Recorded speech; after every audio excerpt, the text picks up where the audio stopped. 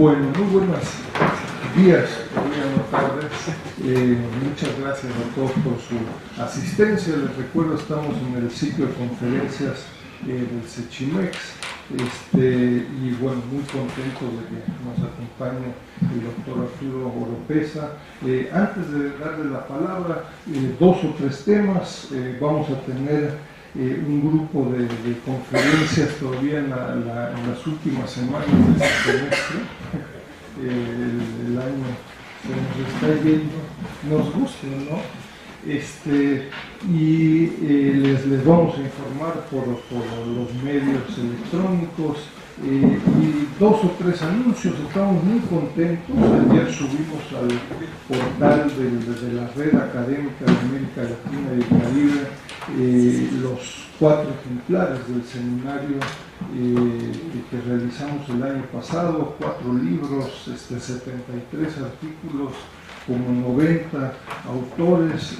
El documento estará impreso en un par de semanas. Hay algunos de los autores, por supuesto, que gustaríamos llegar ahí sus copias a Arturo, Eugenio y a otros aquí presentes, ¿no? Entonces recibirán ahí por correo la noticia y yo creo que, en fin, lo difundiremos y lo presentaremos hoy el 18 de noviembre con los 4 coordinadores, ¿no? Creo que es un esfuerzo que me parece que internacionalmente no se ha hecho en esa envergadura, ¿no?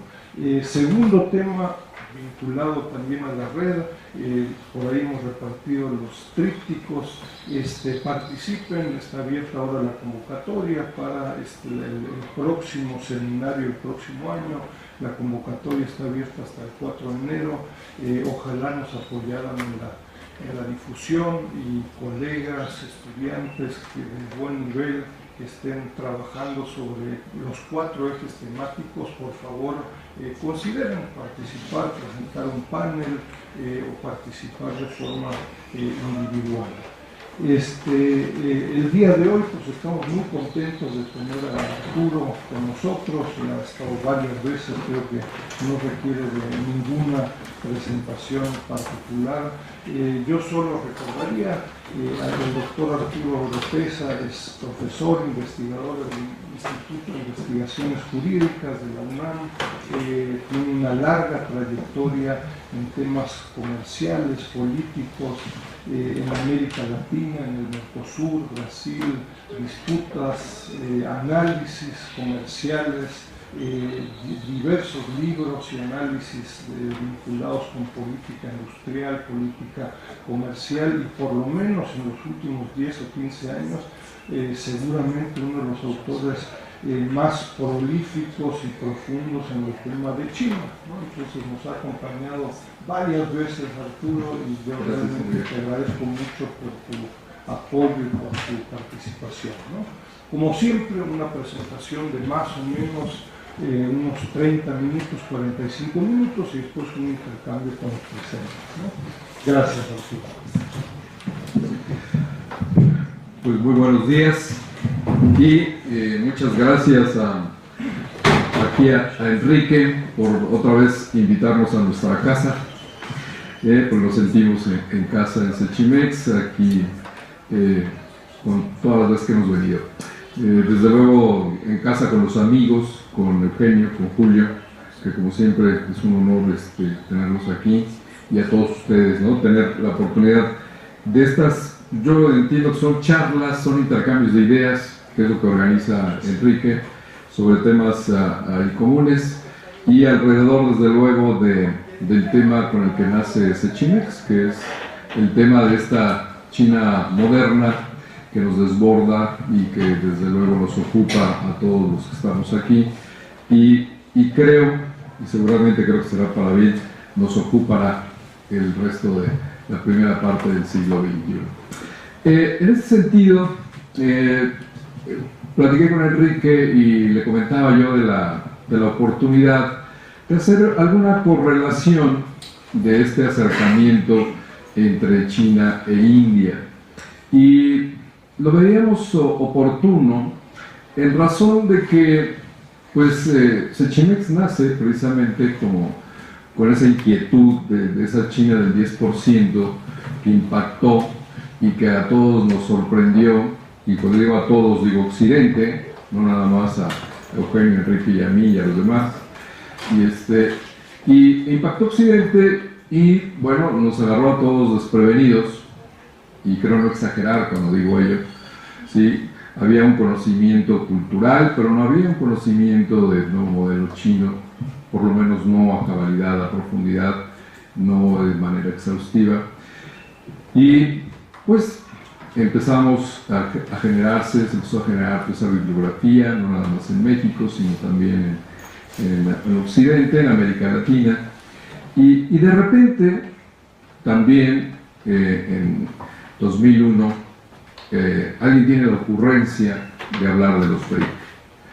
Y lo digo que es una ocurrencia porque a la luz de una simplemente línea de proyección, bajo un esquema que no se moviera y bajo unas líneas que se mantuvieran de crecimiento, pues entonces iba a haber 4 países que en 2050 se iban a hacer los nuevos hegemones y los nuevos paradigmas de este siglo XXI. Y más allá del ruido, de la incredulidad o de la exacerbación con la que se recibe este tipo de información y de datos, arrojó también a la mesa del debate los temas de India de manera principal y actualizó el tema también de Rusia en la mesa del análisis del debate e incluyó a unos nuevos actores por ahí que se veían como que no pertenecían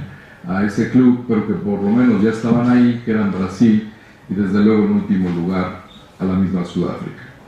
Y entonces tuvimos que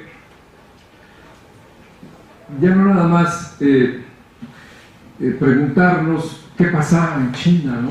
y tratar de encontrar las claves de ese modelo económico que estaba arrasando con todo el comercio mundial y que se estaba posicionando y que, como lo sabemos ya ahora, pues debatía y competía por la hegemonía económico-política de esta nueva realidad del siglo XXI.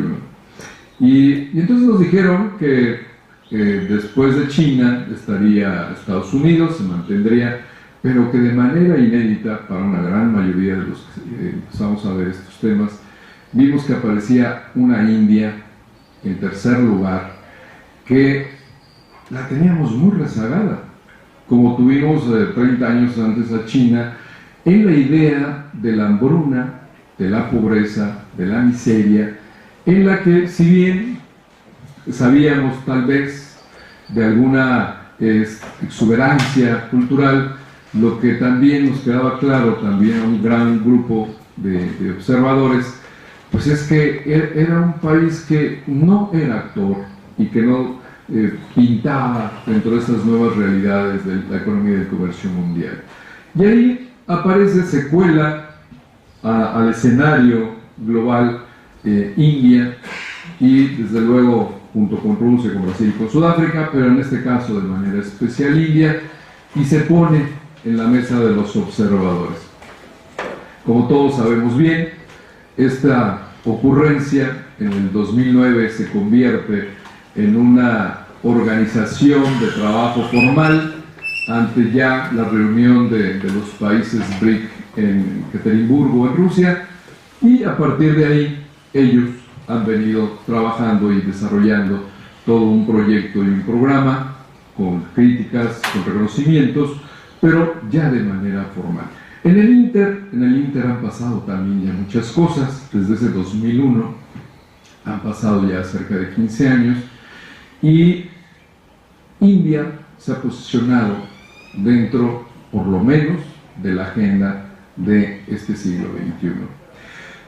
Y entonces obliga, creo yo, a los actores y no a los observadores de esta etapa de reposicionamiento geopolítico a incluir también dentro de la observación y del análisis a la propia India. No basta, desde luego, y creo que todos coincidiremos, simplemente quedarnos con las balanzas comerciales, no basta quedarnos con los PIBs, no nos basta tampoco ver los PIBs per cápita, porque en principio, en general, creo que no debiera hacerlo con ninguna economía, pero en este caso, menos en el caso de China y de India, por una razón fundamental, y es de que cuando hablamos de China e India, estamos hablando de civilizaciones, ¿sí? De civilizaciones que han permanecido en el tiempo, y podríamos incluir también dentro de ello a Rusia, y que esa es la mayor distinción de estos tres países BRIC, su carácter civilizatorio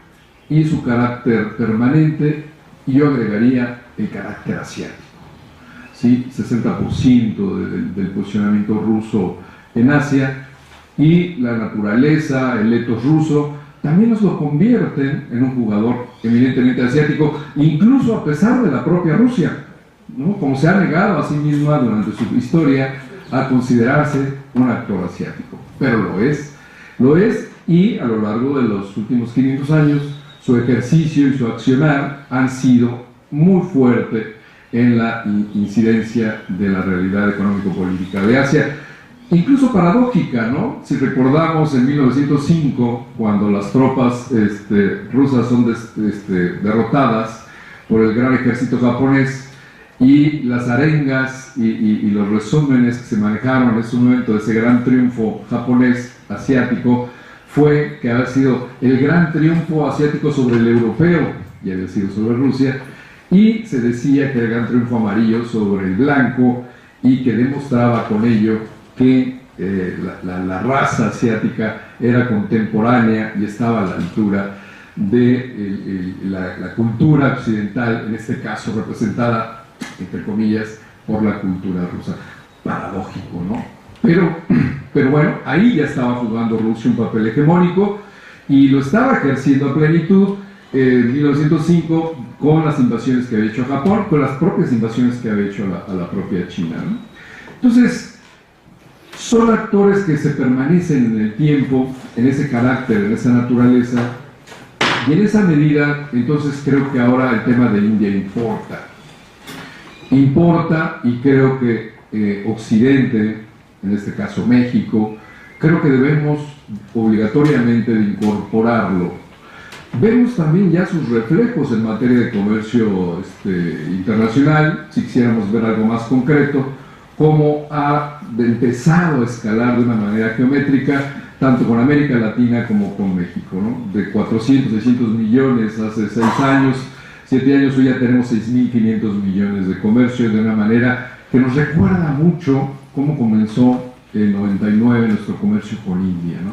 Creo que todos los que hemos visto esa gráfica recordamos cómo empieza a despegar y cómo después no vuelve jamás hasta hoy a administrarse o a moderarse.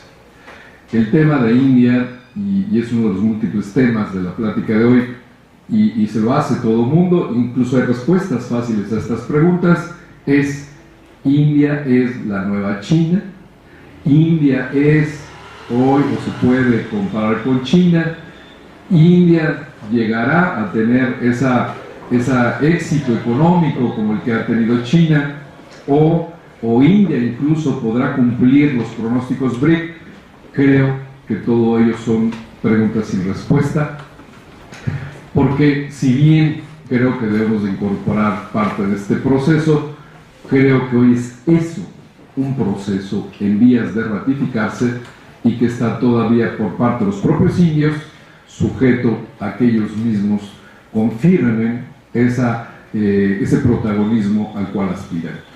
Entonces, lo primero que yo pondría en la mesa es que lo que tenemos es dos ancestralidades, que son la India y la China, en la cual sí vemos que parte una gran semejanza en términos de antigüedad e historia. O sea, China e India se pelean quién es la primera civilización del mundo. Es un pleito que no tendrá solución en el corto plazo, aunque las dos, a nosotros lo que nos importaría es que son grandes y añejas y ancestrales civilizaciones, y sobre todo que se han mantenido culturalmente en el tiempo, ¿sí? Y esa vigencia de su cultura importa para las hegemonías del siglo XXI. Por lo tanto, sí es necesario asomarse a ese pasado, porque ese pasado está hoy determinando los posibles bártulos del posicionamiento y de la competencia que puedan tener para este siglo XXI. Y ver, por ejemplo, en esta línea de reconocimientos, pues esta gráfica con la cual aquellos que ponderaban a los BRIC ahora los condenan. Con la misma facilidad con que O'Neill nos vendió una idea sin sustento sobre las nuevas hegemonías del 2050, así vemos y escuchamos y leemos hoy algunos analistas que ya nos declaran la derrota de los países BRIC, ¿no? Sigo pensando en China e India, y no quiero decir que son analistas menores. O sea, podemos leer a Krugman hace 20 días, un mes, que decía que China se iba a estrellar contra la muralla, o ahora sí, ¿no? Y bueno, es notoria esta opinión de Krugman, porque desde luego ya Fukuyama y algunos otros se ven estrellado, más bien ellos, contra esta muralla, en la medida del pronóstico siempre inacabado de que China está por caerse, ¿no? Es interesante que Krugman caiga en esta línea, pero no deja de ser más que la cabeza de una corriente que hoy, ante la caída de los mismos crecimientos, bajo ese mismo sustento fácil de que lo que crece se sostendrá, o lo que cae ya fracasó, nos están vendiendo la derrota de los BRICS. Y creo que volvemos otra vez al mismo punto. China, India y los propios BRIC creo que merecen un análisis mayor en la medida para determinar sus viabilidades, sus fortalezas en las décadas por venir. Sin embargo, lo que podemos apreciar de esa gráfica es que los dos países que se siguen sosteniendo y se han sostenido bajo esa idea de hegemonía y de posicionamiento, pues sigue siendo China y sigue siendo India. Y creo que también lo que destaca de esa gráfica es que desde 2014 lo que vemos es que India rebasa por primera vez en tasa de crecimiento a China. La rebasa en 14, la rebasa en 15 y hay pronósticos de que lo rebasará en 16. O sea, pareciera que hay una tendencia ya de cambio en un sentido de un estacionamiento natural y lógico de la economía china, que yo creo que más que espantar a la gente debería entender que era obligado que esto sucediera. Incluso el asombro es de que no haya pasado antes, que una economía tan vertiginosa y ya tan fuerte pudiera seguir creciendo a ese ritmo. Lo que vemos ahora es que es una economía menor, de 2 billones aproximadamente. Vemos que trae una potencialidad que entonces va muy fuerte y que se va sosteniendo en el tiempo, y parece que vale la pena seguir haciéndole caso, y parece que valdría la pena también empezar a ver por qué está habiendo este cambio y por qué se está convirtiendo en la economía que más está creciendo de manera sustentable hoy en el mundo. Y coincidimos un poco, y es raro que coincidamos con The Economist, ¿no? Pero cuando The Economist por lo menos no comparte la idea de catalogar o de sancionar a los BRICS en base y únicamente a su crecimiento económico. Vemos que lo que comparte es que el nuevo juego del siglo XXI, en el cual yo creo que la mayoría estaremos de acuerdo, estamos en un debate por la hegemonía del siglo XXI, que es lo que es el prolegómeno siempre de nuestros análisis. Lo que vemos arriba en la infraestructura es una lucha de las economías de Estados Unidos por prevalecer, de la Unión Europea por no caer, y de los nuevos hegemones por seguir creciendo y ganando parte del share del pastel económico y comercial y político del mundo. Vemos, y resulta paradójico, interesante, a lo mejor ver las fichas de China, ¿no? Ver que para The Economist las fichas de China son más abundantes que las fichas del propio Estados Unidos. Y eso nos recuerda el discurso de Obama en la ONU, ¿no? Cuando no se necesita ya demostrar que Estados Unidos tiene un problema para ejercer su hegemonía. en un acto de sinceridad política, Obama en la ONU hace también un mes declara que Estados Unidos ya no tiene la fuerza para sostener las políticas hegemónicas anteriores. Pero también aparece, y nos parece que se resulta muy extraño, a una Rusia que también nos brincó, nos ha venido brincando desde el 91, primero por la gran derrota de su apertura, su gran derrota económica de su apertura, en la que pierde 4.5 veces su PIB ante una apertura verdaderamente disparatada, loca y frenética, pero también vemos cómo a partir del 2000 hay una recuperación brutal a través del liderazgo de Putin y pareciera que ese liderazgo, más allá de las fichas que son pocas y de la camisa que no tiene, ¿no? Sigue jugando, ¿no? Y sigue jugando fuerte. Y lo vemos como en Asia Menor, Rusia, y en Asia del Este, pues Rusia sigue jugando muy fuerte y trae desquiciada hoy a la razonabilidad de la geopolítica, a la cual Occidente pues, no esperaría este tipo de acciones. Me parecería que en esa mesa faltaría India, ¿sí? Y creo que ese sería el único defecto que yo le vería a ese dibujo, en razón de que India, si bien no tiene de ninguna manera hoy ni siquiera la intención, ¿no? Yo creo que ya no vale la pena ni siquiera demostrar si puede o no puede. Hoy India es evidente que no tiene la intención de ser un actor todavía hegemónico, por eso me recuerda a la China de los 80, de finales de los 80, pero lo que India pretende, sí, y lo que no, hoy no declina y no renuncia, es a ese crecimiento sustentable, ¿sí? que verdaderamente es impactante, sobre todo, por ejemplo, en México, ¿no? En este México en el que hay una biblioteca entera del debate de por qué no podemos subir del famoso 2% anual promedio en los últimos 30 años, o 2.2, el que ustedes quieran, ¿sí? Y hay bibliotecas enteras de cómo podemos subir un punto más, un punto menos.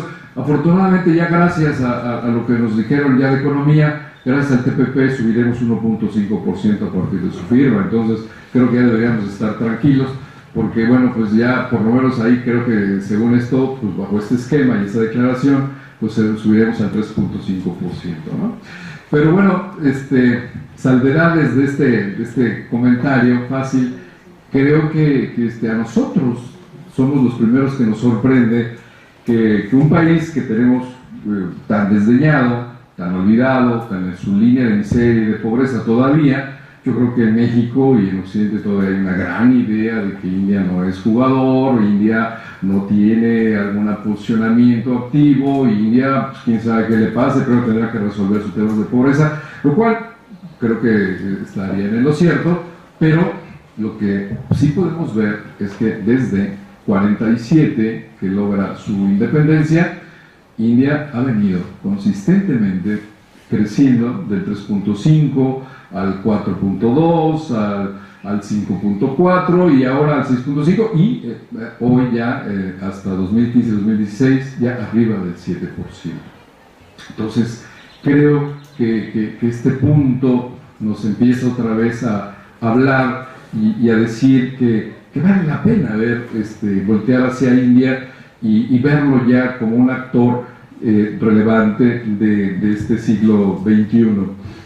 Y ver también junto con ello, ¿sí? Por ejemplo, ese cambio, ese switch que hace la propia India de su crecimiento durante la estancia inglesa en la propia India y en este último periodo de 1900 a 1947, en el que, como ustedes pueden apreciar, India apenas y crece también 1.9%, el PIB per cápita no crece, como lo dice Sachs, casi en 350 años India no tuvo un crecimiento per cápita. Ese es un dato muy relevante porque nos explica de dónde viene la pobreza de India. La pobreza de India viene de hace más de 3 siglos, ¿sí? Y esto no ha sido fácil de resolver ni de solucionar. Por eso es que este crecimiento con el que vimos en la gráfica anterior todavía no se correlaciona ni se demuestra con los nuevos crecimientos del PIB per cápita, por ejemplo, que pueda hoy tener de $6,000 la India, ¿no? Que todo eso nos antoja desde luego muy insuficiente y para resolver los problemas de pobreza de la India. No son desde luego ya los de hace 50 años, pero siguen siendo un tema importante. Pero también lo que nos dice esto es que el cambio, ¿no? El cambio de esa India independiente a esa India que rompe el sojuzgamiento de la hegemonía inglesa y que parte de esa hegemonía era una sangría permanente durante casi 350 años de esa riqueza india que fue extraída de la India hacia las arcas inglesas y que el PIB per cápita también no se vio nunca mejorado y que a partir de 47, también como se aprecia ahí, lo que tenemos es que sí empieza un cambio, no es espectacular como el cambio de China, no es los 10% que empezamos a ver a partir de 1980 con China, pero lo que sí vemos es que hay consistencias y todavía no hay espectacularidad. Y el cambio de PIB per cápita, lo que vemos es que a partir del 1%, hoy tenemos 6%, y que, bueno, eso sí ya habla de un cambio relevante que se está dando en esa parte social, y que desde luego pues a nosotros nos encantaría, pues, a lo mejor no el 6%, pero a lo mejor el 4%, daríamos algo muy importante por ese 4%. ¿Qué pasa con India y China? Que comentaba yo, no es nada más el tema de ubicarlas en su fenómeno BRIC, el cual es muy especulativo, ¿no? Lo que vemos es también que hay una herencia atrás muy poderosa, muy reveladora, que sale muchas veces de la línea del análisis de Occidente, y es recordar, ¿no?, que estas dos civilizaciones, y tal vez ahí hay un punto central, un punto de fortaleza, en el que estas dos civilizaciones, pues ni más ni menos, fueron la hegemonía económica del 90% de la era moderna. O sea, del año 1 al día de hoy, el 90% del tiempo económico, del tiempo histórico de este mundo moderno, pues fue dominado por India y por China. Y más aún saber que los primeros 10 siglos fueron hegemonía totalmente india, y los siguientes 5 fueron compartidos con China. Y ahí India y China tienen un parentesco, ¿no?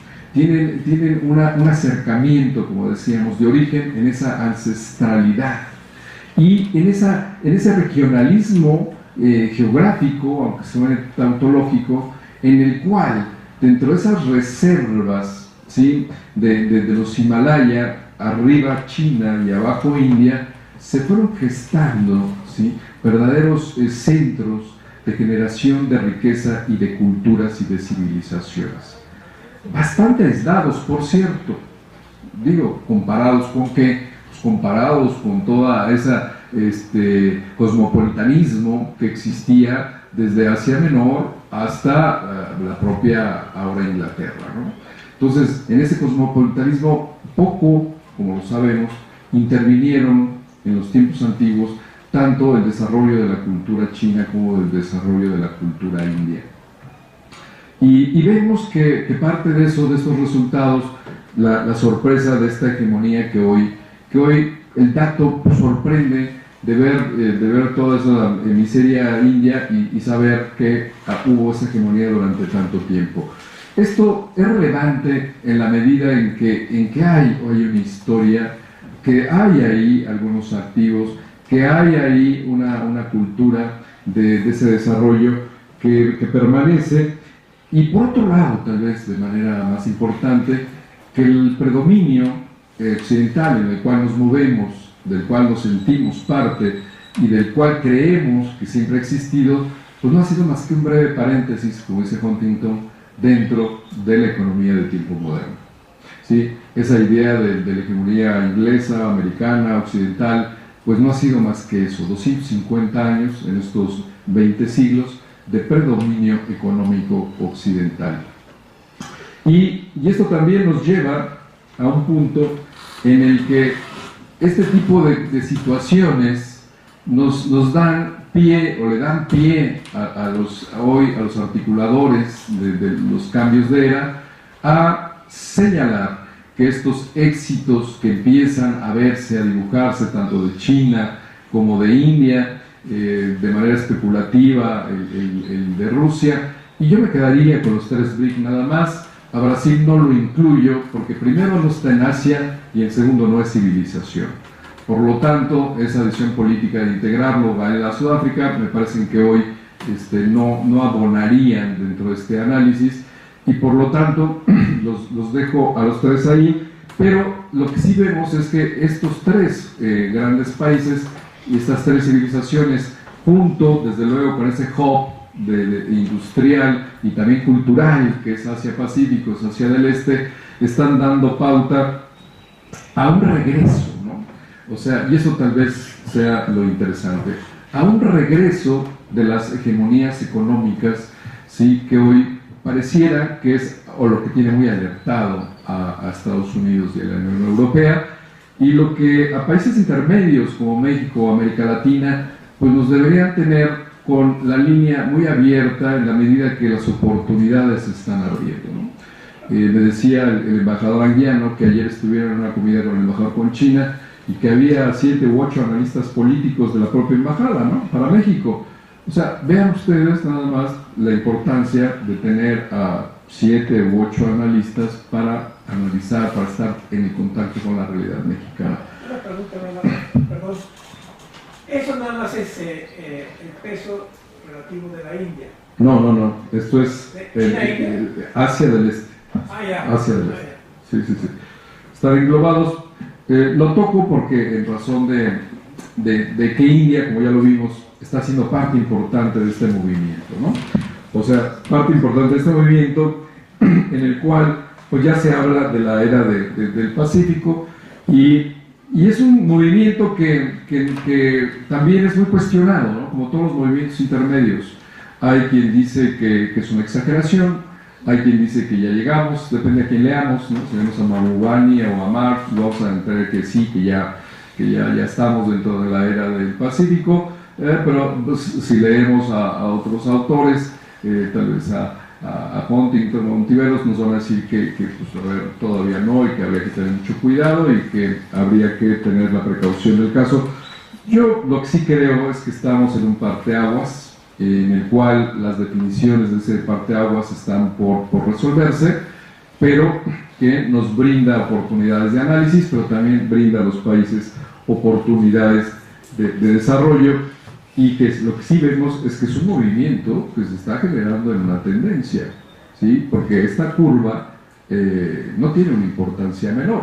O sea, cuando vemos los 80% del PIB económico mundial que tuvo Occidente en 1913 y hoy vemos que va encaminado al 35%, eso ya no es una opinión política o geopolítica o económica, eso ya es una tendencia a la que habría que darle una mayor importancia. Y concomitantemente a esta hegemonía económica, lo que vemos también, y esto tal vez es algo ya más sabido, es la hegemonía demográfica, ¿no? La hegemonía demográfica desde siempre, pero que creo que va junto con el poder económico, ¿no? O sea, en una época donde el poder agrícola era el poder central de generación de riqueza, el tener poblaciones de millones de gentes, como lo tuvo India también, hasta el año 1500, vemos que, pues, por eso es que muchos autores consideraron que desde Asoka, ¿sí?, hasta la época mongola, India era el gran imperio, el gran granero, la gran generación de riqueza del mundo antiguo, ¿sí?, incluso más que China hasta el 1500, pero esto va junto con esta misma línea, ¿no? O sea, una demografía que también desde siempre nace poblada, ¿no? Que es uno de también de las grandes preguntas de estos lugares Por eso me atrevo a decir que son como áreas segmentadas por la geografía en base a esas grandes montañas que las segmentan de la historicidad de su tiempo en una preglobalización tecnológica que hace que estas demografías, junto con una gran riqueza de recursos naturales, expliquen el por qué fue tan importante el poder económico de estos dos grandes países, sí, durante un periodo tan largo, ¿no? Más allá de los imperios occidentales que en el tiempo desaparecieron, que aparecieron y desaparecieron de manera permanente. Y bueno, si bien en el origen se juntan China e India, en el tiempo se separan, ¿sí? Así como los une un poco el parentesco geográfico, en el tiempo la misma historia que sigue cada uno de los dos países los separa y los diferencia. Por eso es que creo que hoy el compararlos y el asimilarlos bajo una misma línea de conocimiento me parecería que no sería lo más adecuado, en la medida en que desde hace 2000 años siguen caminos políticos históricos diferentes cada uno de los dos países.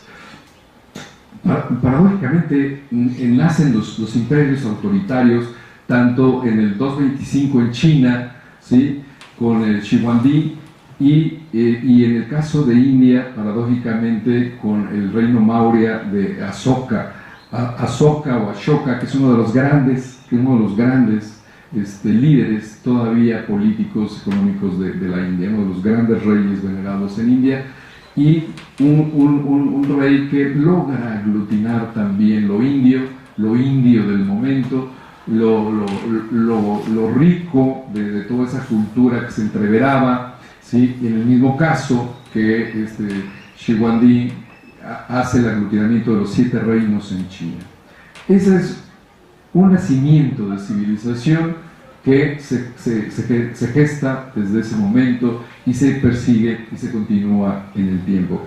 En el caso chino, como lo hemos visto, a partir de ahí, en una herencia rápida hacia la dinastía Han, que es la que prevalece hoy con más del 90% de predominancia en China, lo que vemos es una continuidad histórica, y como son todas las continuidades históricas, o sea, diferentes, ¿sí?, pero con unos permanentes que son la vocación de una concentración política, en un autoritarismo, sobre todo en una cultura que lleva a un nacionalismo y en la creación de dinastías que van cambiando, pero que sin embargo no se alejan de esos parámetros centrales en los que le van determinando lo chino, la etnicidad china.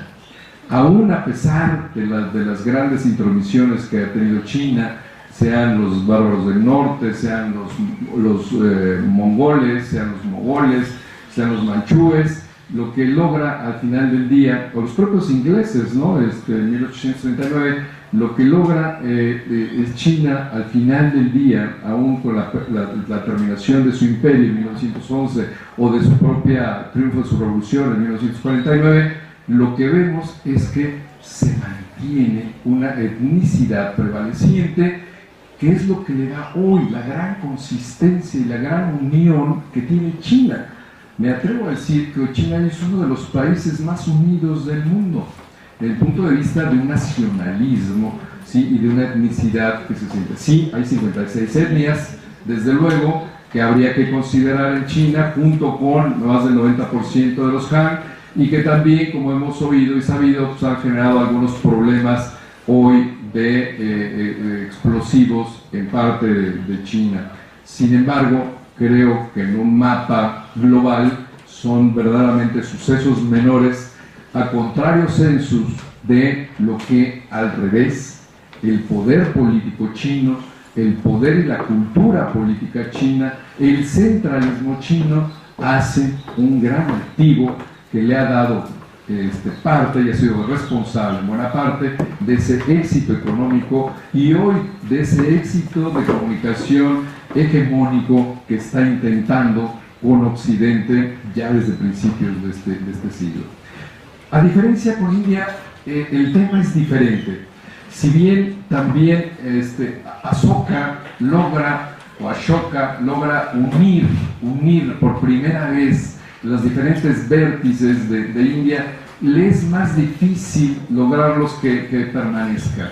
Los Maurya, por mala suerte o por suerte, desaparecen en el tiempo después de aproximadamente 200 años de ejercer el poder, y después es sucedido por una cadena interminable de reinos que suben, que bajan, que suben, que bajan, diferentes etnicidades, diferentes lenguas, diferentes religiones, que es ahí donde está la gran diferencia entre India y China, la parte de religiones. Ya antes del siglo I, en India, ya había agnósticos, ¿sí? Ya había, en el siglo I había cristianos, había persis, había budistas, ¿sí? Había hinduistas y jainistas, o sea, toda una crisol de religiones y de pensamientos religiosos que fueron gestando ahí toda una característica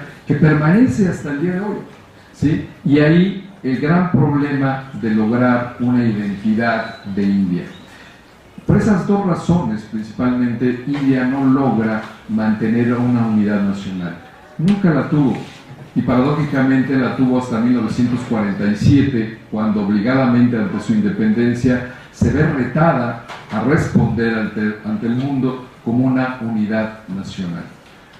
Los pocos intentos que tuvo tanto con el reino Maurya como el Gupta o como el reino Mogol, ¿sí? en situaciones que son las más consistentes dentro de esos múltiples reinados, lo que vemos es unos en el 200, 300 antes de Cristo, el otro 300 después de Cristo y el otro en 1500 después de Cristo. Lo que vemos es que ninguno de esos tres reinos, que son los más sobresalientes o los más consolidados, logran tener un control geográfico, ¿sí? O de unión por parte de las diferentes expresiones culturales, políticas y religiosas de la India. Por eso, cuando llegan en 47 a su independencia, le cuesta a la India 1 millón de muertos en ese año el hablar de independencia. O sea, todavía ya en esta época moderna y frente a su liberación, a India le cuesta 1 millón de muertos entre ellos mismos el platicar, el resolver qué India iba a hablar con el mundo al cual arribaba. Entonces, ahí tenemos una primera gran diferencia entre China e India, y en India la aplicación de un hinduismo y de un islamismo que se quedan para siempre y que son parte del ADN de India, pero que no todavía han logrado la mezcla suficiente para poder hablar de una etnicidad india y no de una etnicidad hindú y de una etnicidad musulmana. Junto con ello, lo que podemos ver es que esto se fortalece si revisamos un poco lo de las lenguas, en el sentido de que a partir de la Constitución de 1950 en la India se quedan 24 lenguas oficiales y el hindi como lengua oficial, donde solamente el 40% de la población hablaba el hindi. O sea, es una imposición jurídica sobre una realidad étnica más complicada. A diferencia, en el caso de China, de los 1.350 millones de chinos, lo que tenemos es que pues, una gran mayoría, 1.2 millones, hablan el mandarín, y desde luego, si bien hay otros lenguajes o otras expresiones o derivaciones del propio mandarín, lo que vemos es que ese tampoco es un tema de división en la propia China. En el caso de India, además de estos 24 lenguas oficiales, tenemos más de 150 dialectos y otras 500 semidialectos que, dependiendo todavía de la población a la que uno se refiera, están vigentes y generan una diversidad que no ha podido unirse. Es solamente el 10% de la población en India habla inglés, ¿sí? Entonces, si bien en los números de India es una cantidad muy fuerte, pues en los propios números de India pues no resuelve el problema. Del mismo modo, el tema, como comentaba yo, de la etnicidad entre los dos países, de la religión entre los dos países, ¿sí? Tenemos sí un 80% en la India de población hinduista, y esto en principio podría pensarse que pues, resuelve bastante el problema, pero el tema es que el hinduismo no es una religión en sí misma, sino son 1 millón de millones de religiones en sí mismas, porque el propio hinduismo, por su propia naturaleza, al dividirse en castas, cada casta entiende, multiplica, eleva y expresa su religión bajo la idea que la propia casta tiene definida o escrita desde hace 3000 años. Por lo tanto, ese es un primer gran problema. El segundo es que el 14%, o sea, 170 millones de personas en India son musulmanes, y tenemos ahí una confrontación brutal que, no obstante de tener ya más de 1000 años de vivirla entre las poblaciones, al día de hoy no ha sido tampoco resuelta, ¿sí? Hoy lo que tenemos es una expresión religiosa de muchas expresiones, de muchos dioses, de muchas caras, de millones de cultos, frente a una religión de un dios sin rostro, como es la musulmana, monoteísta, en la cual hay un choque brutal cultural, ¿no? O sea, dentro de aquellos que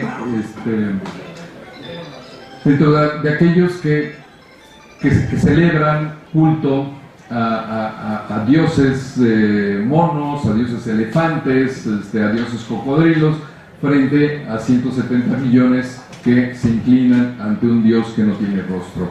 Esto no es un dato cultural, ¿no?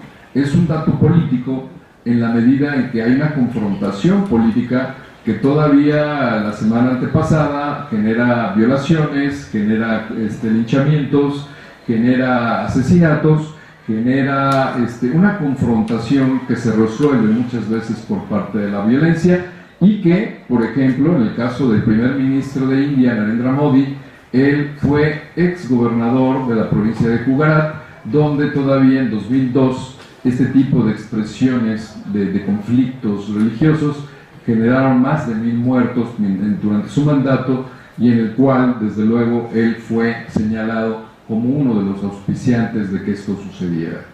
Es tan vigente como eso, tener un primer ministro en India hoy que tenga ese antecedente como uno de los líderes políticos más importantes del partido radical, el Jawaharlal Janata Party de la India, y que ese partido expresa hoy la idea y la ideología de un partido, de un hinduismo religioso y puro, étnicamente hablando. En el caso de India, en el caso de China, lo que tenemos es que prevalece un agnosticismo desde siempre, ¿sí? Y en una separación rápida entre el cielo y la tierra. Lo que ha hecho China es tener a una población agnóstica que simplemente ha venido en el tiempo ratificando esta posición, y hoy el tema de religión en China no es un problema, ¿sí? Como sí lo es en India. Otro tema de la mayor relevancia entre la diferencia entre China e India es el tema de la etnicidad de su propia población. O sea, en India lo que vemos todavía es que prevalece una diferencia, una división de clases, como un gran edificio. Un edificio, desde luego, como pirámide, donde en la cúspide, que es la parte más pequeña, caben los brahmanes. Después, económicamente hablando, aparecen los kshatriyas, luego aparecen los vaisas, que son las clases económicas, y luego los shudras o sudras, y después todavía una quinta clase, que son los intocables o los dalits. esto tampoco es un tema cultural. O sea, este es un tema eminentemente político y económico. Porque este edificio social construido con este tipo de sociabilidad en la India a través de las castas es un edificio lleno de puertas y de ventanas múltiples que incluso salen del entendimiento de los propios especialistas indios, pero que tiene una característica que nos deja claro cuál es el panorama. Es un edificio que no tiene elevadores y que no tiene escaleras. O sea, donde se nace, se muere. Y eso nos explica entonces mucho la pobreza de la India. ¿Sí? Si uno nace intocable, si uno nace Sudra, morirá Sudra. El tema es que la gente que nace Sudra no está peleando por ser Dalit en esta vida. O sea, no es una sujeción política ni económica de poder, como lo está en las sociedades occidentales. Aquí la inestabilidad y la inquietud social de la pobreza en Occidente, en América Latina, estriba en que es un acto de poder político, de poder económico, al cual las poblaciones se rebelan y contra las cuales protestan. En el caso de la India, la diferencia es que es una determinación cosmológica. Yo nací brahman porque soy puro y porque soy más de 2 veces nacido. Pero esto lo creen. Este es un tema que nos cuesta trabajo entenderlo a nosotros como occidentales, pero es un tema que es un cotidiano y que es de una gran credibilidad. De ahí que no leamos en los periódicos que hay muchedumbres en la India queriendo quitar a un gobernador por razones de pobreza, ni que se peleen entre ellos y mueran miles de indios porque estén peleando por una situación de mejora de salarios. Lo que vemos es que la mayoría o casi la totalidad de los movimientos sociales que podemos leer en la prensa de India o en los análisis de India es por razones religiosas.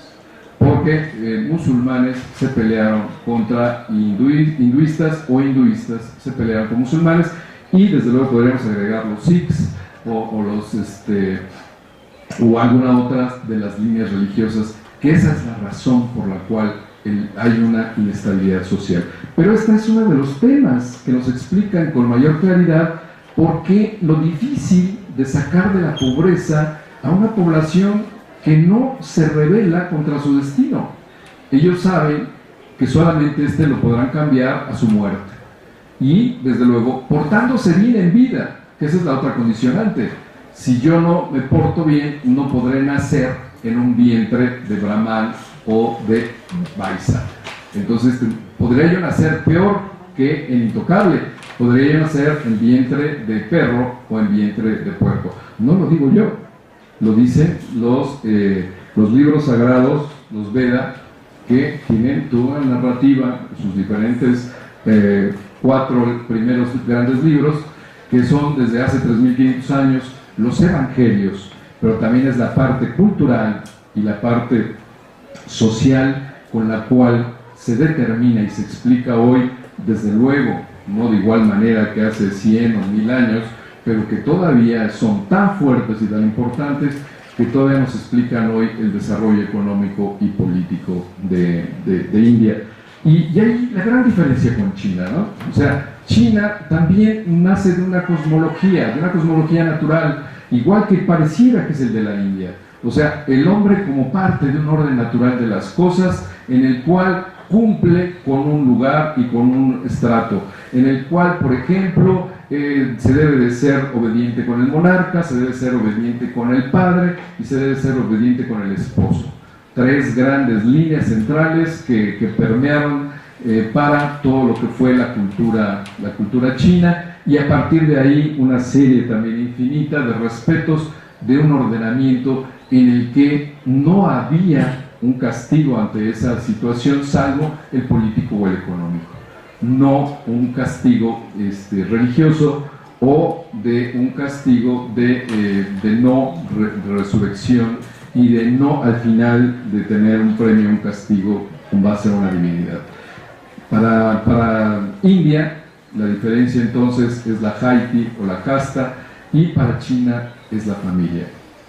Y otra gran diferencia: en la India se nace desigual por nacimiento y no es culpa de nadie sino del destino o mía o de mis padres por ser impuros. En el caso de China, desde Confucio y desde Mencio, los hombres nacen iguales, ¿sí? Y entonces ahí hay una gran diferencia. En China la igualdad es parte de toda una teoría milenaria, y en el caso de India la diferencia social es también algo aceptado, pero determinado desde hace miles de años. Me voy más rápido y diría yo también que, para cerrar esta parte, que los encuentros con Occidente, tanto de India como China, son diferentes.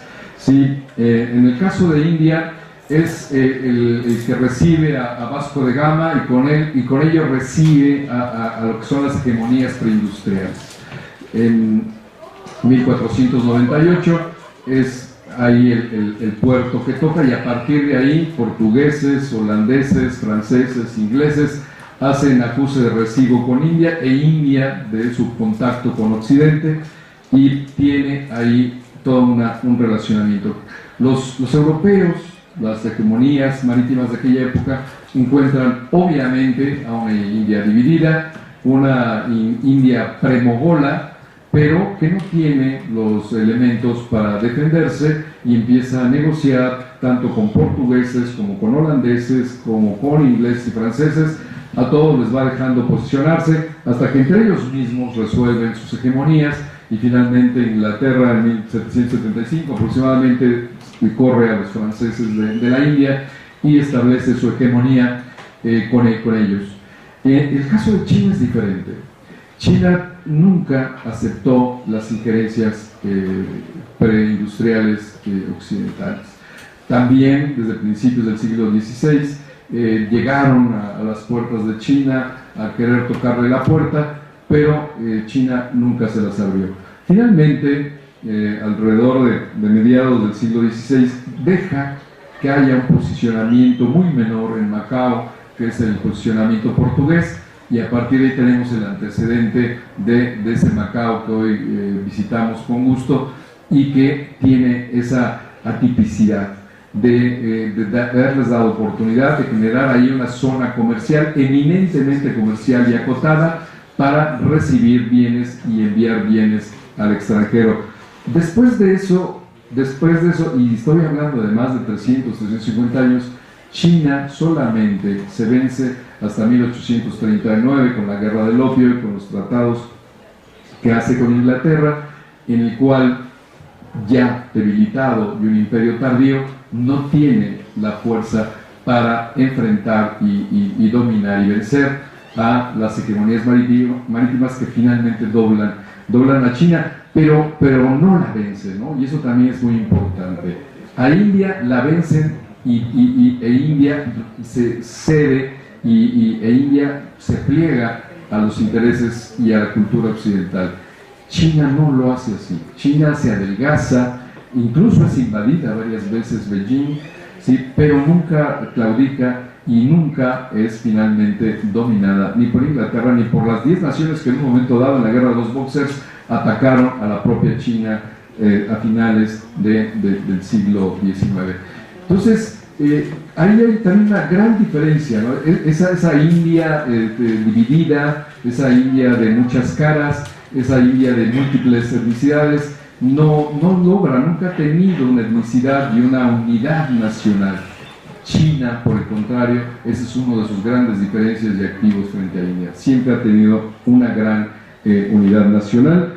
A India, y esto desde luego no le gusta a los indios, la integra Occidente, la integra Inglaterra, y la integra a través de su dominio y al final bajo su independencia. China se integra sola y al contrario se revela y permanece independiente de manera central. En materia económica, lo que tenemos es también dos situaciones diferentes. 47 India inicia todo un recorrido que diríamos tiene una división con dos etapas. Yo le llamo una etapa del predominio Nehru y la otra de apertura, y en este sentido es contemporánea también de la apertura o de la modernidad china, a partir de 49 con Mao. Una gran diferencia de Mao y Nehru que valdría la pena en otro momento tocar, sus idiosincrasias, sus culturas, sus formaciones, cómo van determinando esa modernidad china y esa modernidad india. Los dos personajes extraordinarios, dignos de otra plática, pero que en este sentido lo único que podemos decir es que en el caso de Nehru, en una etapa que yo compacto a través del gobierno de él, hasta el 64 en su muerte, después con el gobierno de su hija Indira Gandhi y a través de su nieto Rajiv Gandhi, generan todo un nuevo proceso de la política, la internacionalización y del modelo económico indio, que como ya vimos, pues tiene un éxito desde luego acotado, pero consistente, y que parte desde una economía mixta de Nehru a una economía más socialista de Indira y una primera apertura de Rajiv Gandhi, la cual se consolida a través ya del 91 con Manmohan Singh como ministro de Finanzas y luego a partir de 2001 con ya ser primer ministro y ya consolidar toda esa apertura nacionalista, dirigida, inteligente que hace Manmohan Singh de la India y que hoy es una apertura que continúa. O sea, lo que ha hecho Narendra Modi es no mover los bártulos que le dejaron de la apertura y el librito que le dijeron que siguiera respetando, que yo lo consolidaría nada más como una apertura inteligente, selectiva y muy influenciada por la apertura china. La China no la toco, todos ustedes ya la conocen, ya se ha platicado muy ampliamente aquí, la apertura de Deng, y bueno, simplemente ver que ha sido una gran influencia para la parte india. Los aspectos de diferencias sociales pues son relevantes. Hoy todavía, como ustedes pueden apreciar, China es muy superior en los logros de éxito social respecto a India, en términos de natalidad, de niños menores de 5 años, en su posicionamiento en las propias mediciones de desarrollo humano. Y India está todavía en el lugar 136 y China ya está en el lugar 91. Vemos que aunque los dos están todavía lejanos de los niveles occidentales, hay un avance y desde luego todavía un gran reto para India en estos temas. En la parte económica, lo que valdría la pena ver es que ya a junio de este año, por primera vez India rebasa en inversión extranjera directa a China. ¿Sí? Entonces lo que vemos es de que ya tenemos ahí otro segundo indicio en el sentido de que hay que prestar atención a este fenómeno y ver cuál es la ruta que sigue. Y para concluir, y ya no alargar más esta charla, yo diría que los retos y las fortalezas o las debilidades de China e India son diferentes, ¿sí? Y desde luego corresponden a etapas también diferentes. India creo que ha logrado muchas cosas a partir de su independencia, sin embargo todavía tiene muchos temas por consolidar para siquiera poderse considerar como una nación verdaderamente dominante dentro de esta nueva acontecer del siglo XXI. Aunque ellos ya hablan también del sueño indio, porque pues yo creo que es vicio, todo el mundo habla del sueño, ¿no? Hoy vimos ya que los chinos, hay 3 libros, ¿no?, de Xi Jinping, que el sueño chino, que el sueño de Xi Jinping.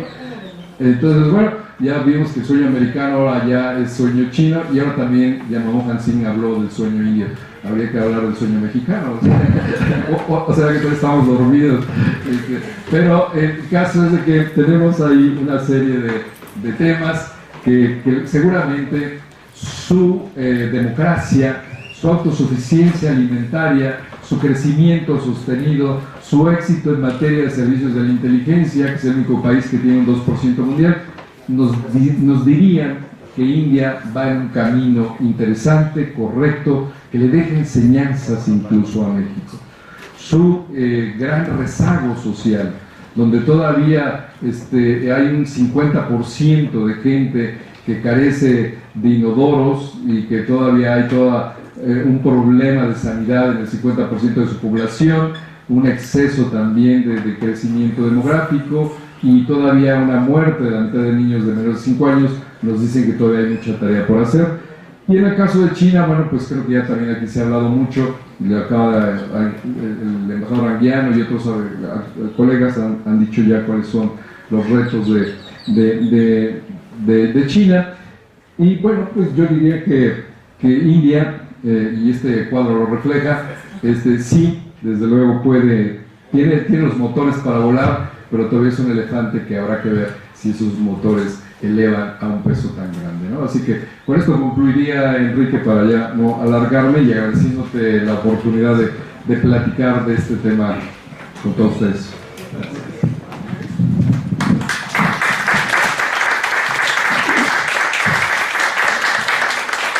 Pues muchas gracias, Arturo, por esta presentación e invitación a considerar en serio el tema de India. Yo recuerdo, tú publicaste hace poco, hay un libro justamente sobre México-India, que creo que es una referencia interesante. Estuvo hace un par de meses también acá el embajador de la India, y entonces abro la conferencia a preguntas. Hagamos 2, 3 preguntas para darle oportunidad de responder a Arturo, ¿no? A los que participen se indican su nombre, por favor, y su adscripción institucional.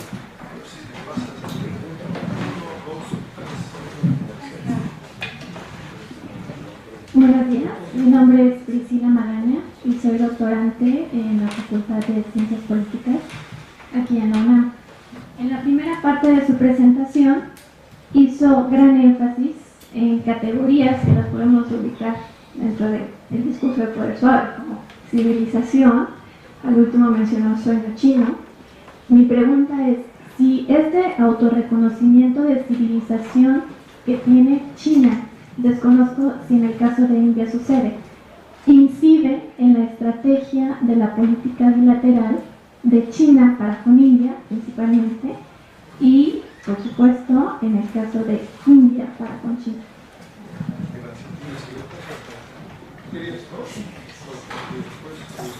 Bueno, mi pregunta es... Sí, perdón. Mi nombre es Patricia Díaz, vengo de la empresa CLIP. Nosotros importamos de India y de China.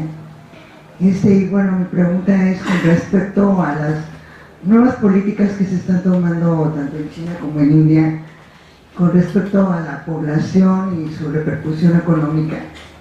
Se dice que ahora en China está cambiando la política de que nada más tengan un solo hijo, sino que también tengan 2 hijos y además que tengan más mujeres, porque la población se está volviendo adulta. Entonces esto en el futuro va a repercutir en la economía de China. Y con respecto a India, bueno, yo creo que India sí está tomando un papel muy preponderante en lo que es el comercio internacional y lo que es la comercialización para Occidente. Y en Internet, bueno, no se digan, las páginas de comercio yo creo que nos son una gran lección para que nosotros aprendamos a hacer comercio con esos países. Pero también está preocupante la situación con respecto a las mujeres en la India, que todavía no tienen pues los mismos derechos para estudiar y trabajar que en otros países. Y mi pregunta es, bueno, ¿esto tiene una tendencia para cambio positivo en India y en China para seguir manteniéndose y creciendo económicamente?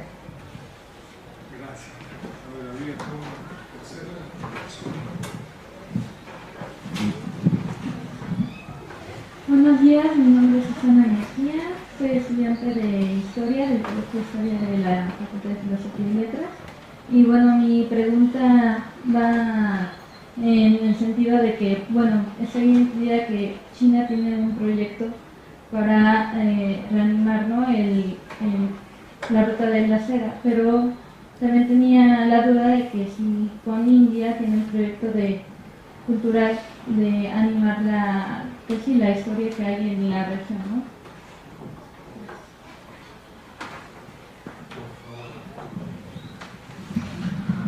Sí, gracias, muy amables.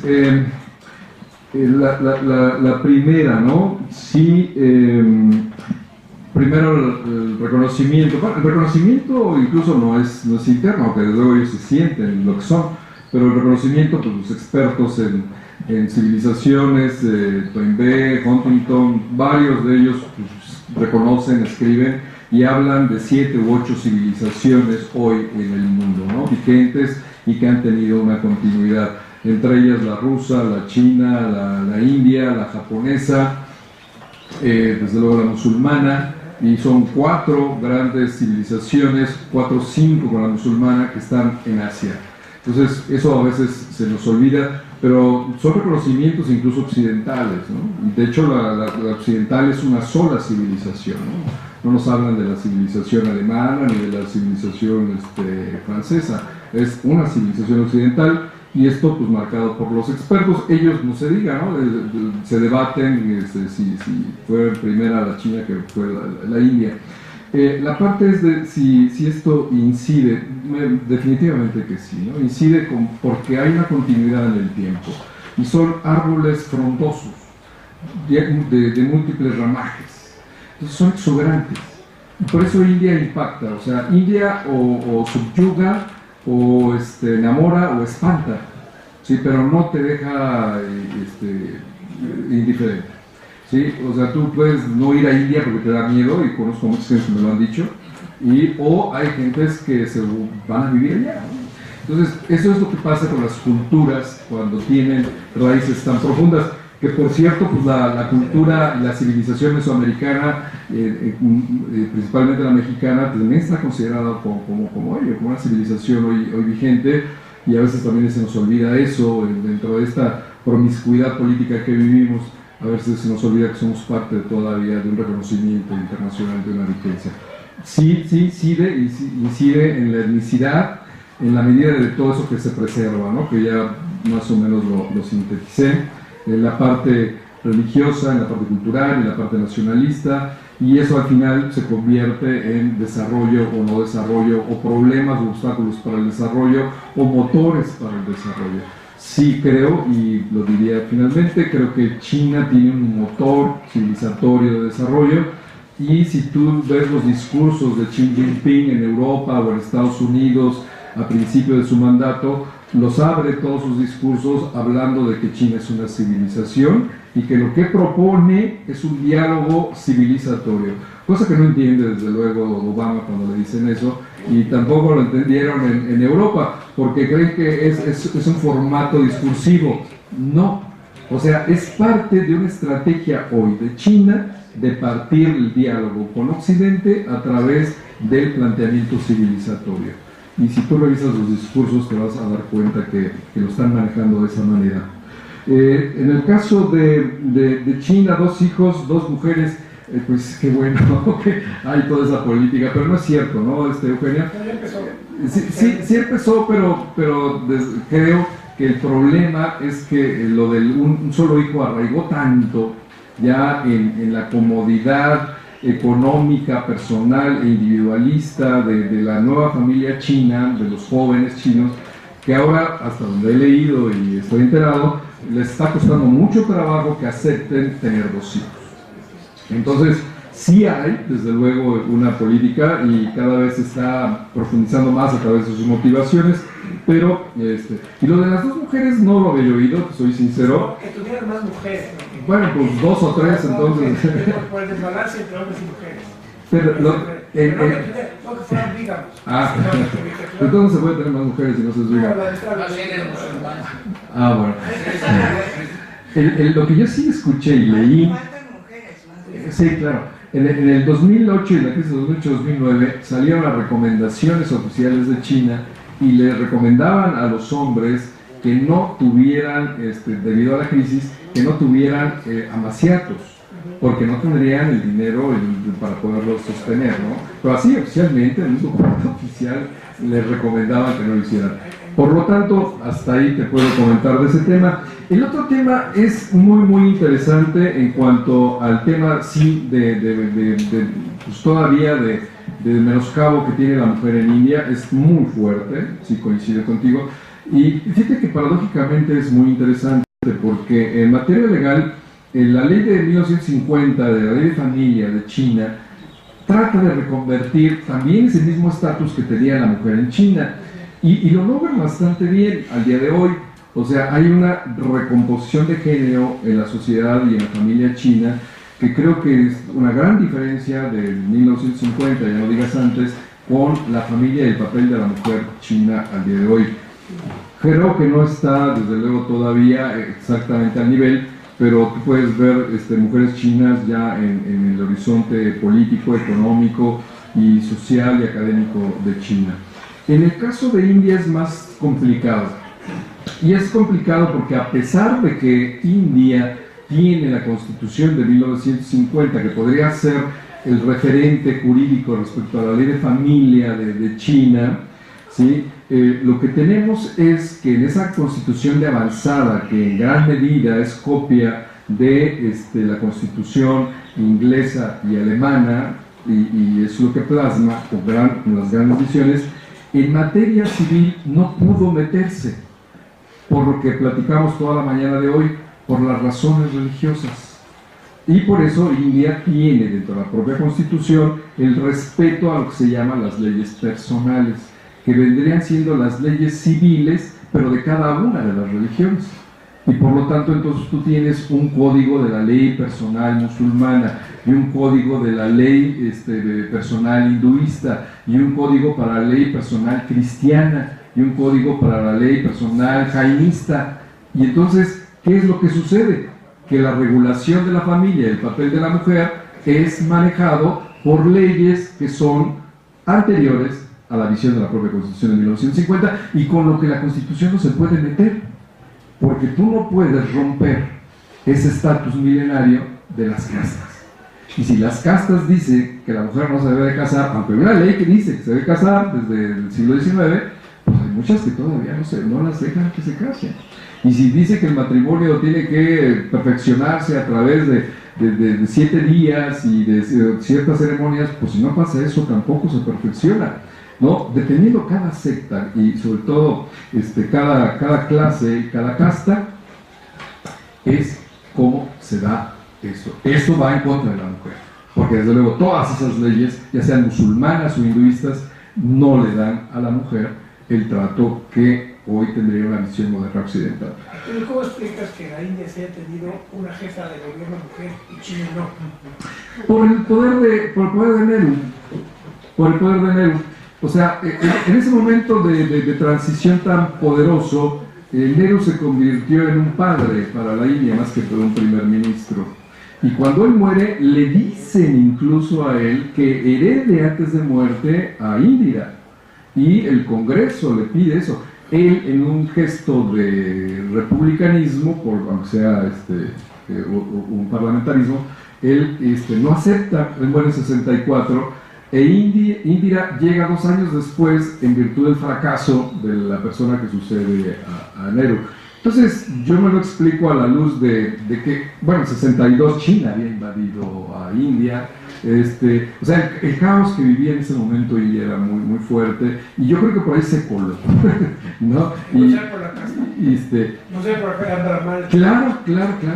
Ahora, Julio. Claro, pero déjenme acabar de contestarles, porque si no ahorita, sí, para no tenerle aquí el respeto a la señorita. Y decía que había el proyecto de la ruta de la seda, y que si India no tenía India parte dentro de la ruta de la seda, ¿es tu pregunta?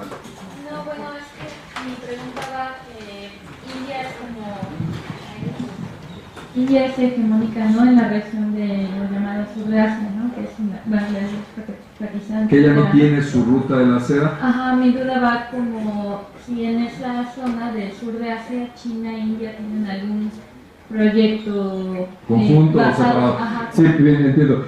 Sí, bueno, el One Belt, One Road que tiene China obviamente involucra a India, ¿no? La involucra tanto por tierra como por mar, y desde luego China no ha dejado fuera a nadie, ¿no? Está involucrando a todos. Y la pregunta la entiendo, o sea, ¿qué tanto India se está comprometiendo con el proyecto chino? Porque, bueno, los intereses hegemónicos están también a flor de piel. Y pasa lo mismo que sucede con Rusia, ¿no? Que sería el mismo caso, porque todo este proyecto de China, pues pasa por la zona geopolítica natural histórica de Rusia. Rusia controló esa zona todavía hasta 91 con la extinción de la Unión Soviética. Y hoy lo que trata de captar con ese cinturón China es agarrar a todos los Kazajstanes, ¿no? A todos los tanes, Kizikistanes, Kazajstanes, todos los tanes los quiere abarcar hasta llegar al Mediterráneo, ¿no? Y por acá a todos los países de la zona marítima, ¿no? Entonces, sí hay hoy un trabajo conjunto, sí, pero hay intereses hegemónicos en contra también, y crecerán en la medida en que esta gráfica que vimos se vaya consolidando. O sea, cuando el discurso del sueño indio nos habla de esa nueva India, nos habla de una nueva India que tiene también intereses económicos, porque es la gran civilización que tiene. Hoy, desde luego, no tiene todavía el tiempo, como lo reconoció Deng Xiaoping en su momento, que apenas lo que tenían era para poder dar casa, vestido y sustento, que fueron los tres grandes objetivos de la apertura china. Creo que pasado eso, como ya pasó con China, hoy nadie cree que China nada más quiera eso, aunque China dice que nada más quiere eso, ¿no? Hoy India pasa exactamente lo mismo. Aunque India nos diga que no quiere más que la casa, vestido y sustento, pues una vez que logre la casa, vestido y sustento, pues no podrá traicionarse a sí misma en esa rueda histórica. Gracias. Hacemos entonces otra ronda. Seamos colegas por el tiempo. Félix Ulpe, investigador itinerante. Sí, porque viví en China y visité un par de veces la India, y bueno, estoy aquí franqueado por los dos embajadores, y por eso mucho honor, te felicito. A mí sí me gustaría esa parte, digamos, militar, que nomás te mencionaste al final de lo de Zaragoza, porque hace años se lo comentaba inclusive al embajador García Lama, y la cuestión nuclear de la India, que empezó, o sea, también prematuramente con la ayuda soviética, la exploración espacial, y por ende, pues aunque Nehru y Zhou Enlai se juntaron en la conferencia de Bandung, sí hay problemas de espacios entre Tíbet y cosas de eso. O sea, ¿qué nos podrías retroalimentar de esto? Y nada más como sugerencia, le decía yo aquí al embajador, sugeriría que hicieras una comparación entre la familia Song de China y la familia Nehru, porque Indira fue creada por... Bueno, yo tengo libros, si quieres, te los presto de la familia, los dos, bueno, no te los presto, los ves en mi centro, ya sabes, se prestaron un libro aquí en México, pero te los puedo dar la referencia. Creo que sería interesante de ver el papel que fuera, porque para mí Indira, ya paró ahí, fue criada también por Mahatma Gandhi en el seno de esa familia y fue preparada para ser dirigente. Sería un poco la respuesta que usted, el embajador gandiano. Bueno, yo sobre la coyuntura muy interesante que presencié, que casi llevó a Sonia Gandhi a la primera magistratura de la India, fue uno de los episodios más interesantes de tipo parlamentario que uno puede imaginarse. La insistencia durante, pues yo diría, 4 o más horas, un orador tras otro, pidiendo, implorando a algunos que Sonia tomase ya el puesto de primera ministra de la India, porque ella era la que llevaba toda el peso de la tradición, de la autoridad, diríamos nosotros, dinástica, no es una palabra que ellos usarían, que hacían que fuera la indicada para tomar las riendas del poder que había acabado de terminar con la derrota electoral del partido BJP. BJP había, ¿cómo se llama?, ganado la elección anterior y ahora se trataba de encontrar de qué manera pudiera sustituirse la primera magistratura. Ella, con una gran inteligencia, con una gran fuerza de carácter, escuchó durante muchas horas las súplicas de los parlamentarios para que ella tomase las riendas y terminó diciendo con mucha síntesis y mucha sensatez: señores, todo lo que he escuchado el día de hoy, esta tarde, ha sido de la confianza que ustedes me tienen. Les pido solamente que me la tengan y yo ya tomaré una decisión y nos vemos más tarde. Y así terminó esa sesión. Al día siguiente, me parece que fue al día siguiente, llevaba ya a Manmohan Singh a ver al presidente de la República y a presentarlo ya como el candidato, la propuesta del Partido Congreso para el puesto de primer ministro. Y Manmohan Singh, que había sido, como todos sabemos, pues el arquitecto de la apertura económico de la India cuando fue ministro de Economía bajo Narasimha Rao. Entonces los críticos y los sarcásticos del régimen dijeron que fue excelente ministro de Finanzas bajo Narasimha Rao y pésimo primer ministro bajo Sonia Gandhi.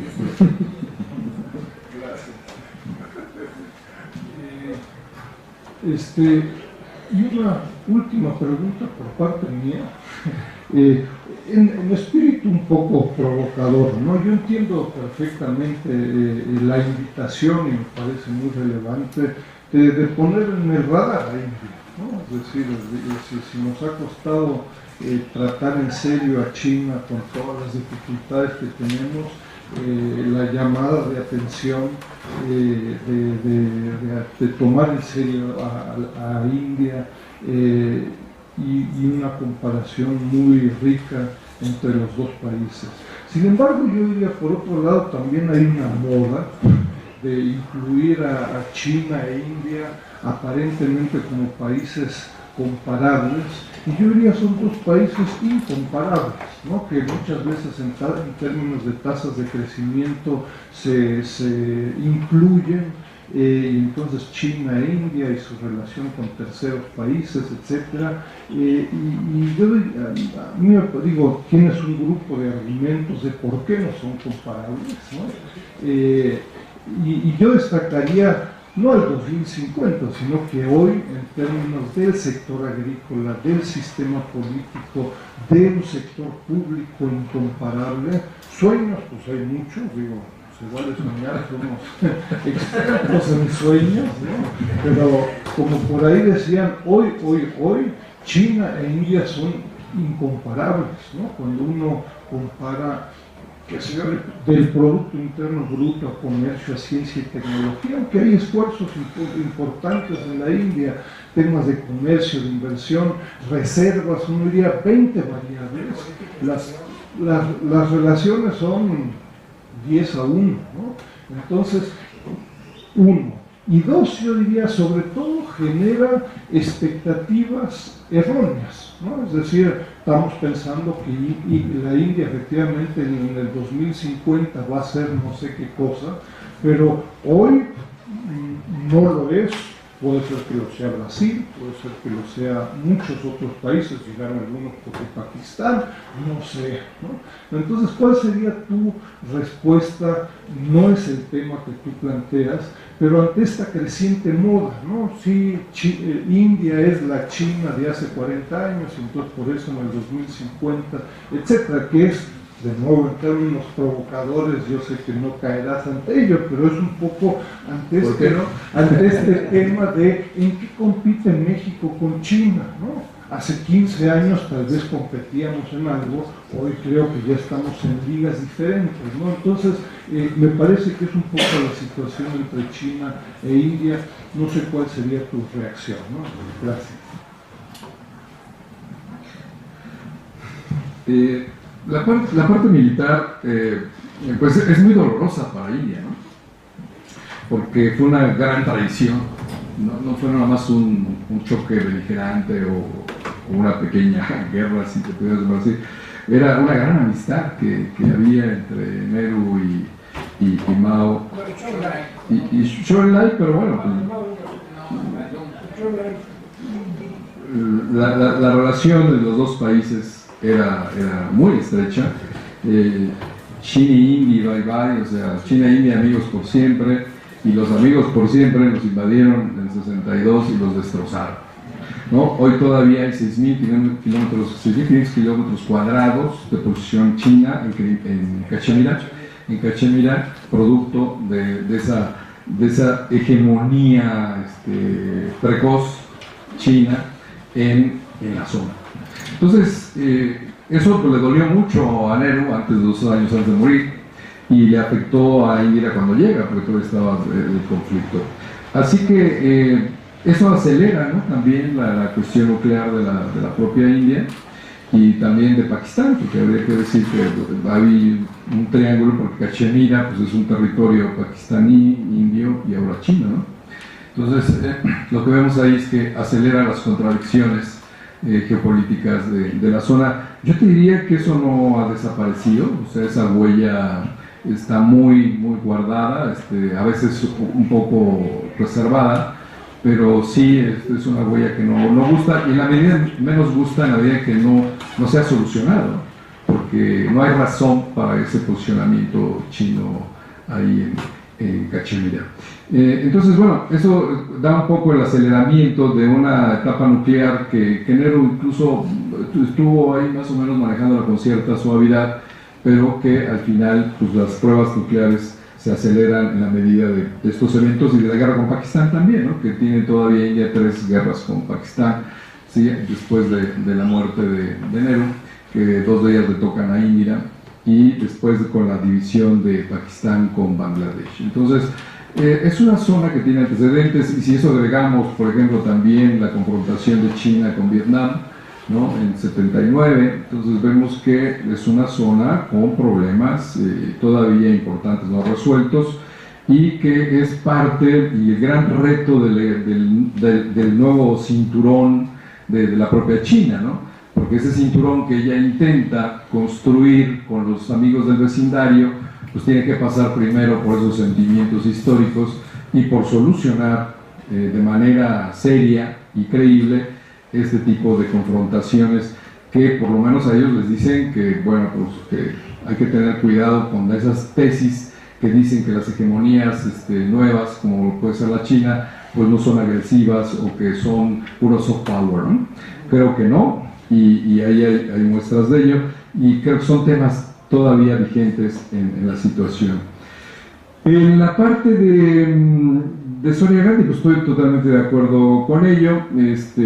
Fue una anécdota que nos comparte ese embajador, y a mí me parece muy interesante. Sí, efectivamente, pues ellos vienen de una conciencia brahmánica, y fíjate qué interesante, ¿no? O sea, incluso las castas o las gentes o las clases, para nosotros entenderlo, poderosas, pues digo, más ellas incluso por ser las privilegiadas, se sienten predestinadas, ¿no? Y bueno, pues ellos son brahmanes de Cachemira, instruidos en la cultura inglesa, o sea, eran fenómenos políticos muy interesantes, pero yo me refiero a Nehru, me refiero al ascendente, porque pues ella sin el ascendente, pues no, o sea, por eso yo me refiero que hay una era, ¿no? Hay una era que baña tanto a Indira como a Rajiv y como ahora a los nietos, ¿no?, que son parte de una casta política que no nada más es el grupo político, como diríamos en México, que son hijos de un expresidente o de un exgobernador, que eso vendría siendo como un grupo político. Allá son parte de una casta en la que esa casta es brahman y será brahmanes hasta que se mueran, ¿sí? Los brahmanes, igual que los Dalits, serán parte de esa casta hasta que se mueran, y además de brahmanes no hay otra cosa, ¿no? Está el brahman, está en el cielo, y pues desde ahí solamente la perfección o la santidad. Así que, pues de esa manera creo que hay una diferenciación. En el tercer punto que manejas, Enrique, Yo te diría que en principio estamos totalmente de acuerdo en términos muy generales. En donde ya no estamos de acuerdo es que si recordamos el proverbio chino que dice que el mejor momento de plantar un árbol era hace 20 años y el segundo mejor momento es hoy, pues es lo mismo que nos pasó con China. O sea, realmente incluso tus argumentos nos dan la razón de hoy enterarnos de India. Porque, ¿qué nos pasó con China? Precisamente por olvidarla, por despreciarla, por descuidarla, por olvidarla, por lo que ustedes quieran, Occidente, y creo que todos aquí podemos aceptar eso, llegamos tarde a China. O sea, cuando China empezó, pues nadie la volvió a ver porque también era un país miserable, un país de pobres, no tenía dinero, no tenía infraestructura, no tenía tecnología, venía de un gran movimiento político, pero pues, hasta ahí todo el mundo la dejaba en paz. Cuando nos dimos cuenta, China ya estaba ahí. Y ahora no sabemos qué hacer con China. ¿Sí? Porque bueno, como tú bien dices, pues nada nos comparamos ya en India, México, con China. Pero hoy, ¿qué podemos hacer con China? ¿No? Coincido, y creo que también coincidiremos varios de los que estamos aquí, que hoy seguimos sin tener una agenda con China y que hemos fracasado en los pocos intentos que intentamos hacer una agenda con China. Pero eso tampoco excluye que la academia, la parte política, la parte privada, no estuvo a tiempo, atenta a este fenómeno, y cuando pudimos haber hecho algo más, mucho más, de aprender del proceso chino, de meternos dentro del proceso chino, yo recuerdo esas cuotas compensatorias, ¿no? Desde 94, antes de 94, cómo había una gran preocupación por poner cuotas compensatorias de miles por cientos, ¿no? Y se las pusimos a China, espantados. No 94, 2000. No, antes de 94 se pusieron cuotas compensatorias, antes de la propia OMC. Después se validaron y se ratificaron. Pero se metieron, se fijaron antes y después incluso se ratificaron. O sea, ya venían, Eugenio. No pude porque China no estaba en la OMC. No, pero tenía comercio y jugaba con la nación más favorecida. Y tú, cuotas compensatorias nada más le puedes poner al jugador de OMC. Entonces, tienes que ponerle salvaguardas al comercio de quien sea. Y te digo porque desde entonces, después se modificaron con la nueva ley de comercio exterior de México, que ahí fue el punto donde hubo una negociación para validarlas. Y luego con el protocolo de adhesión de China a la OMC. Técnicamente sí se pusieron, pero técnicamente no. Bueno, a lo mejor el nombre no era exactamente cuotas compensatorias, pero de que desde entonces viene nuestro conocimiento de la amenaza de China y no hemos hecho absolutamente nada para poderla atender o administrar, bueno, ese es un hecho que sigue vigente. Y entonces yo ahora volteo hacia India, ¿no? Entonces tú dices, hoy ¿qué importancia tiene hablar hoy aquí de India? Pues esa, que no nos vuelva a pasar lo que ya nos pasó. Dices, bueno, para lo mejor en 10 años India es un gran fracaso económico. Pues a lo mejor sí, a lo mejor no, yo no soy nadie para decirlo, pero si lo es, será un problema de India. Y si no lo es, ya no es un problema de nosotros, porque lo atendimos ahora sí oportunamente. ¿Y a través de qué? Pues de cómo insertarse. El crecimiento del comercio de India está fuertemente creciendo en América Latina, nada comparable con el de China, estoy de acuerdo. Y yo no los comparo, como toda mi plática de esta mañana fue no compararlos, y lo dije varias veces, no son comparables China e India. En la medida en que son comparables es en que no nos vuelva a pasar lo que ya nos pasó. O si nos queremos ser obcecados nada más en ver China, y volvernos solamente expertos en China y ver qué pasa en China, pues vamos a perder lo que pasa en el demás horizonte, y en el demás horizonte pasan cosas, ¿no? Y hay quien se está moviendo y hay quien está haciendo temas, y creo que ahí en la parte pública habría cosas que hacer, en la parte académica creo que hay cosas que hacer, y en la parte privada incluso hoy hay cosas que hacer con el tema de India. Tuve al embajador indio, anda como promotor de comercio internacional por todos lados. Oye, y ofreciendo cosas y negocios y todo eso. Oye, ya, pues agarrémonos cada quien en la forma que podamos, ¿no? Digo, los empresarios privados, aquí tenemos una empresaria que hace negocios con India. Qué bueno que conozca India, porque si no conoces a tu enemigo, como dicen los chinos, pues eres vencido por él. y no es fácil conocer a India, y si no es fácil conocer a China, menos conocer a India. Entonces coincido, desde luego, no son comparables. Creo que hoy no tiene nada que hacer una con la otra. Me parece una burla el querer hoy decir que son similares y todo esto. Me parecería también poco serio tratar de incorporar a la agenda un tema que no tenga sustento simplemente por ser diferente. Me parecería poco serio, pero me parece que también ya los bártulos que trae India y las cosas, los elementos que hemos analizado, que por lo menos pongo a su consideración, ya nos dan un principio de solidez que nos dice, seamos serios, veamos qué pasa aquí y veamos qué hace México con este país. Un minuto nada más. Un minuto, por favor. Un minuto. Felicidades, Arturo. Y nada más dos cosas. México ha tenido, no es que no ignoramos a la India y China. México fue un país que tuvo una gran relación con la India. Negro vino al 1570. Sí. Con Indira, yo conocí a Indira en esa época. Y lo que no ha habido es continuidad. Como también tuvimos un acercamiento con China excepcional en los años 70, en donde México ocupó en la agenda de China un papel importantísimo. No tenemos continuidad. O sea, más fuertes. No hay agenda.